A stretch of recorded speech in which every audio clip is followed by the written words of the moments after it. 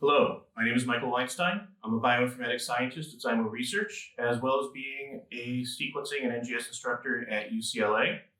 And today I'm going to talk about some of the basics of dealing with your NGS output files. So I think the two fundamental output formats you're going to get from just about any NGS application are going to be your raw reads. And for that, we're going to talk about FASTQ files. We'll also talk a little bit about QSEQ, as we'll mention they exist. And then for the second major output, it's your alignment, and that's going to come in the form of your BAM files and your SAM files.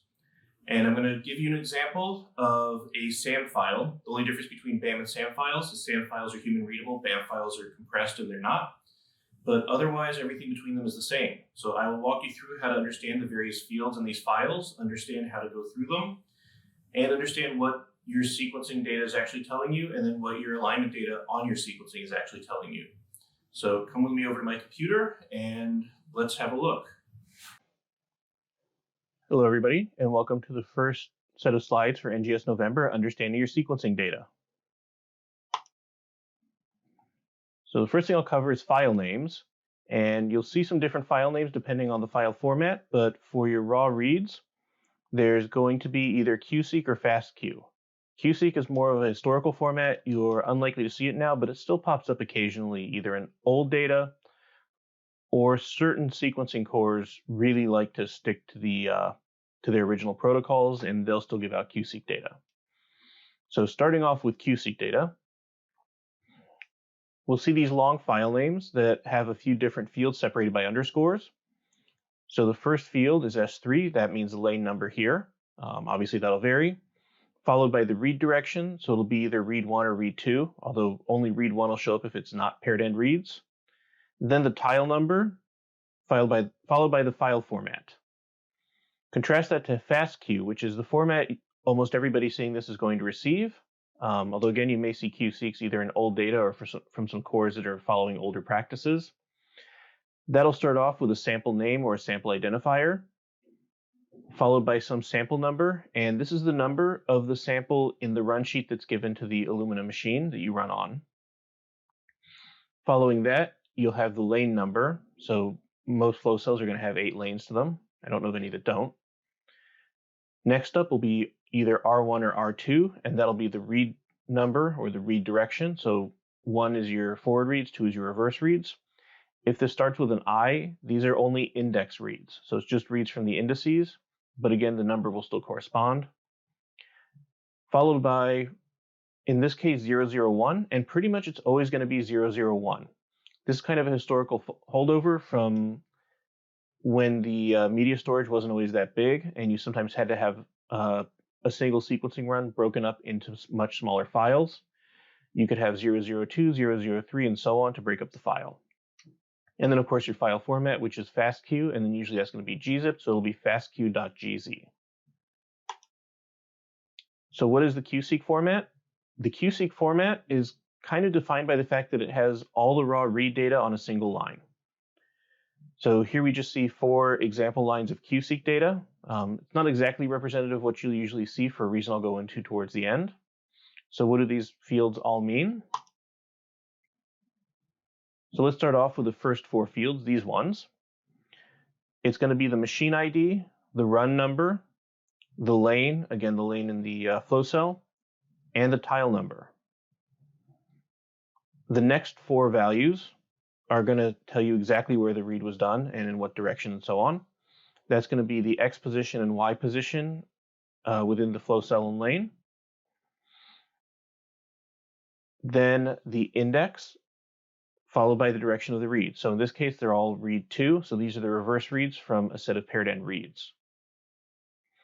Following that, you'll see a string of A's, T's, G's, and C's. And if you're not very lucky, maybe some N's or some dots, depending on how you denote unread bases.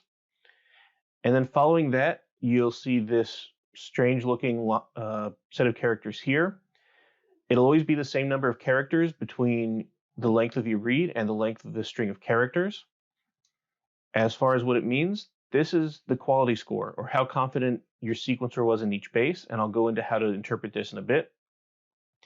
And this last value is either going to be a 1 or a 0, and that's simply checking whether or not the read itself passed the Illumina quality filter. So a value of 1 means by convention true, or it passed the quality filter. A value of 0 means the read did not pass quality filter. Some people think this filter is too stringent, others think it's not stringent enough. But generally, I see people using their own filtering and their own cleanup process, and not a ton of attention paid to the Illumina filtering. So I talked about both QSEQ and FASTQ, and I just showed you QSEQ. Why am I talking about two formats? So, a long time ago in a sequencing core far away, there was a format war. And QSEQ is actually very easy to program against because all the data are on one line. So you just go over the file line by line, you split up the lines by the delimiter, which is a tab, and you know exactly which field everything's going to be in. FASTQ, however, won out. And I think FASTQ won out because programmers are still good enough that we can deal with the same data set being split into multiple lines so long as it's consistent. And as you probably noticed, and I'll go back up again so you can see it, if I was doing even 50 base reads here, let alone 100 or 150 or 300 base reads, these lines would start getting very long. So some of these lines would start approaching maybe almost 1,000 characters. These lines would get very unmanageable and hard to work with, and obviously be very difficult for a human to look at. So FASTQ really won the decisive victory, and I think honestly it won because it was much easier on the human eyes. That being said, the QSEQ rebels still hold a few hidden bases, and occasionally they strike out. So occasionally you'll find historical data that is actually in QSEQ format, hidden under a hard drive under somebody's desk. And occasionally you'll find a sequencing core that still has their workflow generate QSEQ data. Although I will say those are incredibly few and far between, but I even know one. So FASTQ format. And again, this is the format you should expect for your sequencing data. If you get data in QSEQ format, general rule is the first thing you're going to do is turn it into FASTQ format. So what is the FASTQ format? This is a single read from a FASTQ. A couple things we can note. The reads always start with the @ symbol. So going back up here, we see it starts with an @ symbol. Let's look at a couple of the values up here now. So we have a machine number, a run number, a flow cell identifier. So this will identify the individual flow cell you used, and the lane on the flow cell the reads were generated from. So very similar to that sort of housekeeping data you get from QSEQ. In fact, pretty much the same, except this one also has flow cell data. You'll also get the tile number, the X position, and the Y position, just like you got on QSEQ format. And then you'll get another set of data here, so the second block. And the second block is going to tell you the read direction. So again, direction number 2 or read 2, that's going to be a reverse read. Whether or not the read was filtered, and that's related to quality. Control bits, something I'm not really going to go into because that's kind of outside the scope of the basics here. And either your index sequence or occasionally your sample ID, depending on the information that the sequencer has. You'll also notice there's a line here of A's, T's, G's, and C's. Again, that's going to be your DNA sequence. Another line here that looks to be a bunch of characters that don't make a ton of sense to us yet. That's going to be your quality, and I'll get into how to understand those in a bit.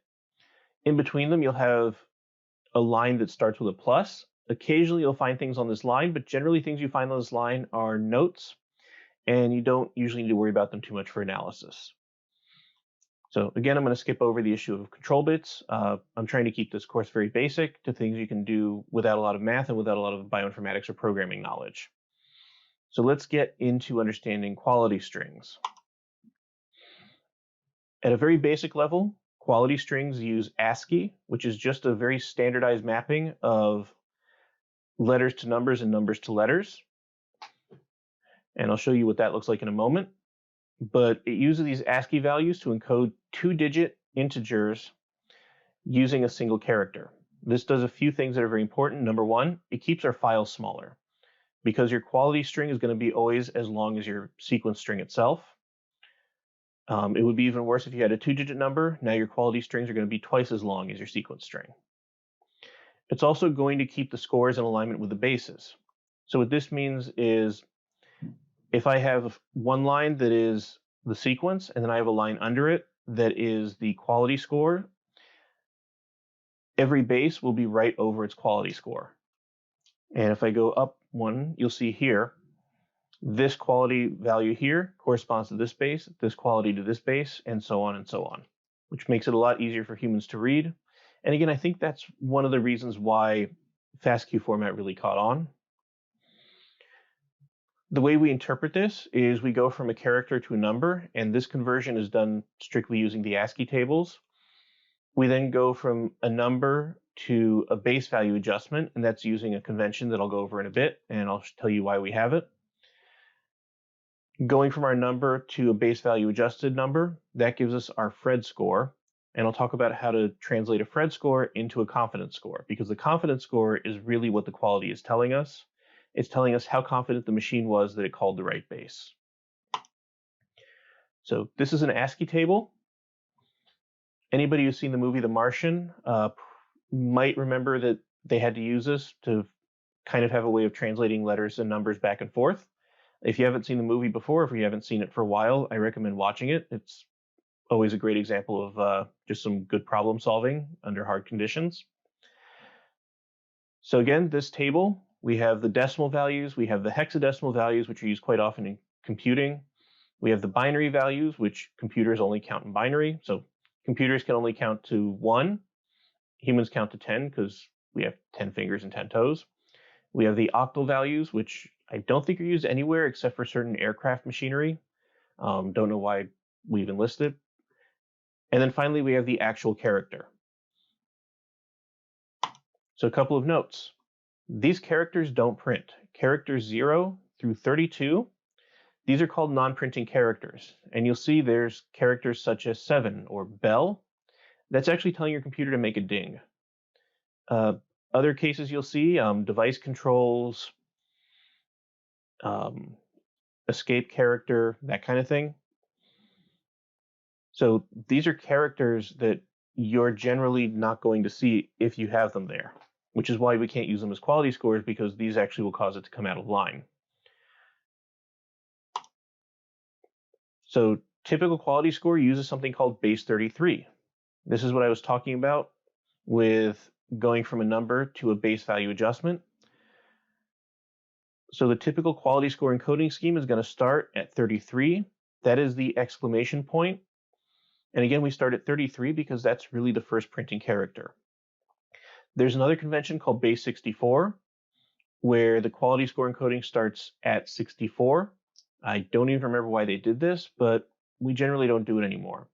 And in fact, if you find old data, you do need to check and make sure that you're not getting base 64 encoded.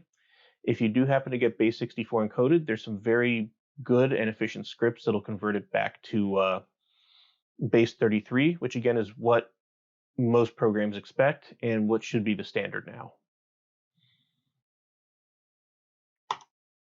So let's just take an example here because we want to actually see how to go from a number, we'll actually go from a character to a number to a base value adjustment to a Phred score. So let's say we get a quality score on our string that has an I, a capital I specifically, and obviously these are case sensitive. So capital I, that translates to a decimal value of 73. And it's going to be value minus base. So let's say we're doing the standard thing, and I just blew this up here, so it is going to be a little bit pixelated, but again, a capital I has a value of 73. We're going to subtract our base from that, and our base is going to be 33 because that's the general standard. And that's going to come out to our Phred score. So our Phred score is 40. And unless you are already somewhat experienced in bioinformatics, you're probably wondering what the Phred score actually means. So the Phred score follows this formula. And I promised that I was going to keep things simple and you wouldn't have to have a lot of bioinformatics knowledge. So I'm sure a lot of you are looking at this formula and getting some expressions that look like this.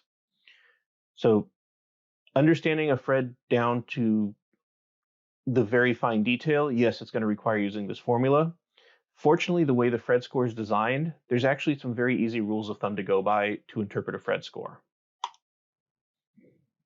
So we can just use this chart and have a very good idea, at least on the order of magnitude. So what a Phred score is telling us is how confident we are in a base call. So a Phred score of 0 is essentially saying a 1 out of 1 error probability or 100% chance of error or no confidence of the call whatsoever, 0% confidence by the machine.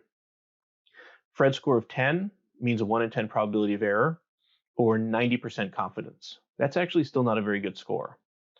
Even at 20, where it's a 1 out of 100 error probability or 99% confidence, that's a better score, but this is usually where people start to say, I'm going to cut off my reads if they go below this. 30, 1 in 1,000 chance, or 99.9. 40 comes out to 1 in 10,000, or 99.99. 50, 1 in 100,000, or 99.999. And finally 60, 1 in a million, or 99.9999. So a couple critical things to note on here. The first one is at a Phred score of 0, and actually a lot of the very low Phred scores, so even 0, 1, 2, 3, 4, 5, a lot of times you'll get a base call of n, or occasionally it'll be at a dot, but you'll get a base call that's actually a placeholder base, or essentially the machine saying it knows there's a base there, but it's not calling the base itself. You'll also see at Phred 40, this is the typical Illumina call max. So Illumina won't say that it had a confidence in a base call greater than a 1 in 10,000 chance of error, or a Phred of 40. Alignment max, typically with BWA, for example, it'll give a maximum alignment confidence of 1 in a million chance of error, or 99.9999.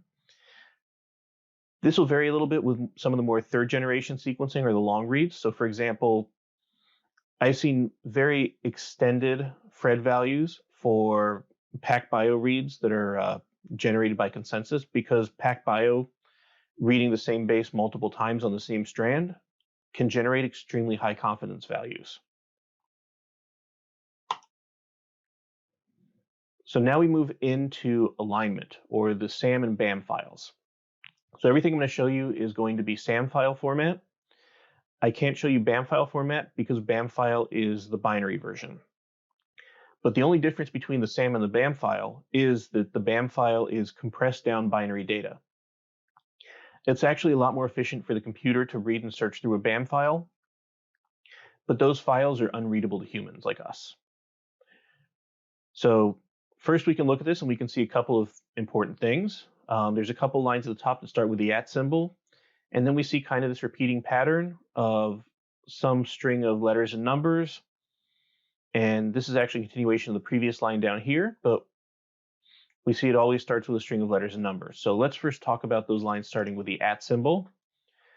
Those lines starting with the @ symbol are headers, and we can just see a few things. So typically the header lines are much longer, but it's going to tell you every single reference contag or chromosome that was given in the reference genome, as well as its length. And this is to make sure that when you're doing comparisons that you're always using the same reference genome that the file was aligned to.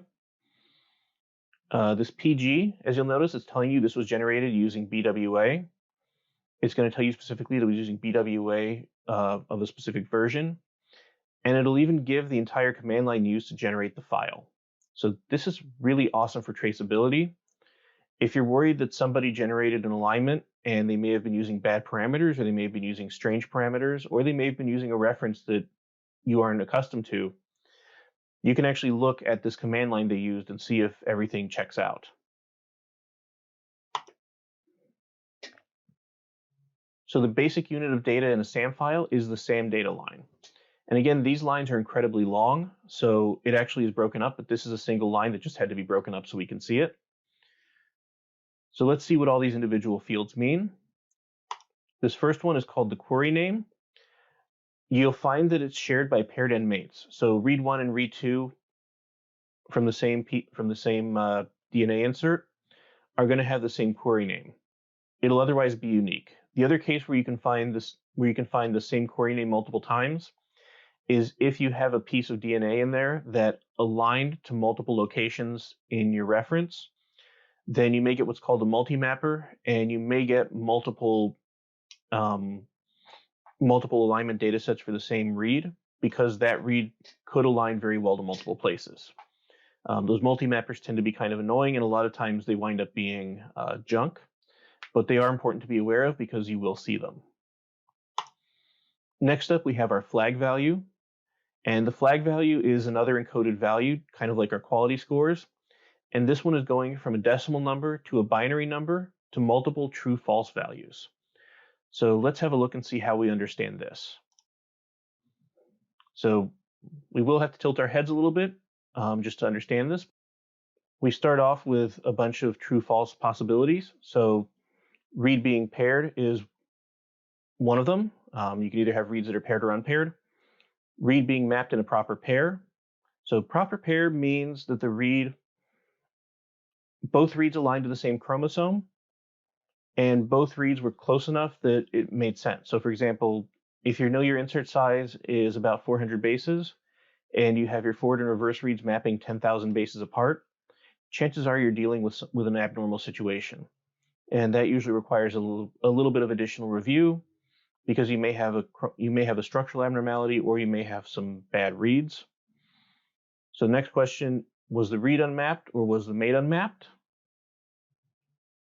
Also, was the read on the reverse strand or was the mate on the reverse strand? And this also feeds into the reads being in a proper pair or not.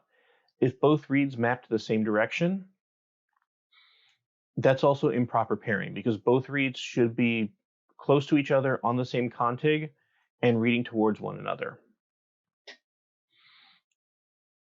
Was the read the first in the pair, or was the read the second in the pair? Was the read a secondary alignment? Did the read fail its platform QC?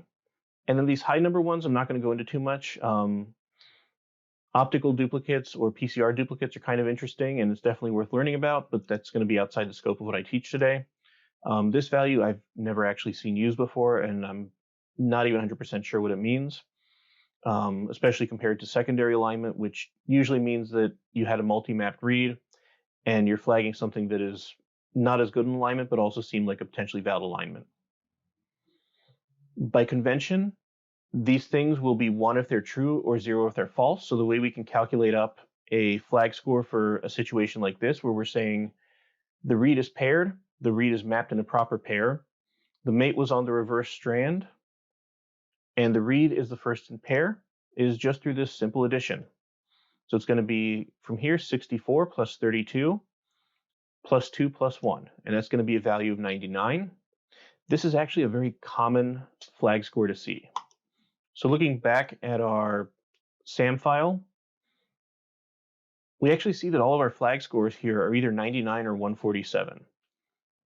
So what does this 147 mean? 147 means the read was the second in the pair, the read was on the reverse strand, the read mapped in a proper pair, and the read is paired. So essentially what we're seeing here is just the paired end mates of all of our 99s come up as 147s. 99 and 147 are what I kind of call the boring, some of the boring flag values. Essentially, these are reads where everything worked fine. They're boring, but actually they're the ones you want to see mostly. If you get a lot of unusual flag values, that's an indicator you might have a problem with your sequencing. All right, keeping up with the same data line, so we just went over our flag values. Chromosome or contig where the read was aligned. This is pretty self-explanatory. This is the chromosome or the contig in your reference where the read came up. Following that, you'll have the position where the read aligned to on that contig. We'll have our alignment confidence, and that's generally going to be Fred format. So normally I would go over Fred format here, but we just went over that. It's the same Fred format that we use for our individual bases. And then the Cigar string. And this is the one that always looks strange at first until you kind of learn how to read it. So how do we understand a Cigar string? Cigar strings are going to be a number-letter combination describing how a read aligned. A lot of times people will call the letters the operators, and the basic operators are going to be M, D, and I. So M means either a match or mismatch. It doesn't really distinguish whether or not the base was identical, just that it was there or not. And this is saying the base was present in both the read and the reference, and may or may not match. I is an insertion, and the insertion means that the base was present in the read but not the reference. D is a deletion. That means that the base was present in the reference but not the read. You'll also see some other extended operators, things like HS and PX and the equal sign. You'll find these a lot, especially in cases where you're dealing with RNA-seq. Sometimes these are used to mark off things like introns. H is sometimes used also to hard clip off what appears to be sequence garbage. So to give an example of how this works, we have our reference and our read, and we see here that we have 5 bases that match, which is where we get 5M. We have 3 bases that are absent in the read and present in the reference, so that's 3 deletions. Another 11 bases that seem to match up perfectly, followed by 3 bases that are absent in the reference but present in the read, and then 7 more bases that are present in both. It's also worth pointing out that matches and mismatches are denoted the same and they're actually grouped together. So this 5M here actually contains one potential single nucleotide variant. Another way of looking at it is just like this. We're essentially breaking up how things align to the reference. So I think that gives a good explanation of how to understand the Cigar string. Up next, this is information on where the paired end mate aligned. So we have the chromosome or contig where it aligned. And to save on data, we're going to use the equal sign if the chromosomes are the same. And pretty much the chromosomes should be the same.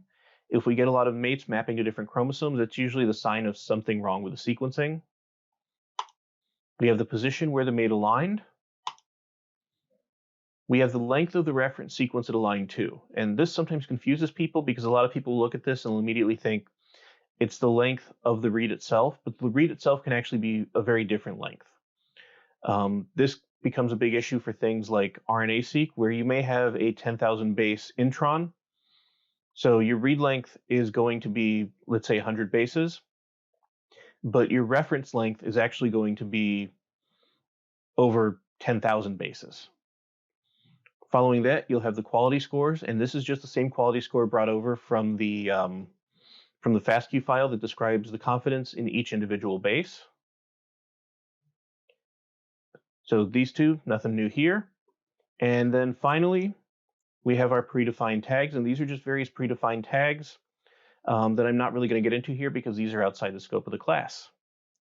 So with that, I'd like to thank everybody for joining me, and definitely can't wait to see you for the next chapter for NGS November.